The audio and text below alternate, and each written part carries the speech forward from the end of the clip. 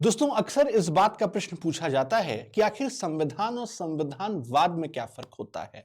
क्योंकि जब हम संविधान की बात करते हैं तो दरअसल ऐसा कोई भी दस्तावेज जो कि एक देश में सरकार कैसे चलेगी, लोक अधिकार कैसे मिलेंगे, व्यवस्था कैसी होगी, जो भी उन तमाम चीजों को स्पष्ट करता है उसे संविधान कहा जाता है। पर जब हम संविधानवाद की बात करते हैं तो संविधानवाद का अर्थ हो जाता है कि the spirit behind the constitution, यानी कि जो संविधान के पीछे का उद्देश्य है दरअसल वो क्या है, वो संविधानवाद है। यानी कि कॉन्स्टिट्यूशन तो महज एक डॉक्यूमेंट है जो ये बताता है कि उस देश का शासन प्रशासन कैसे होगा, वहां पर सरकार किस तरीके से चुनी जाएगी, किस तरीके से अपने दायित्वों की पूर्ति करेगी। पर जब उसी सरकार को संविधान के प्रति उत्तरदायी बनाया जाता है और जहां पर भी विधि का शासन स्थापित होता है, जहां पर भी शक्तियों का विभाजन हो, जहां पर भी जो जुडिशियल रिव्यू न्यायिक समीक्षा हो और वहां पर न्यायपालिका स्वतंत्र होकर कार्य कर रही हो,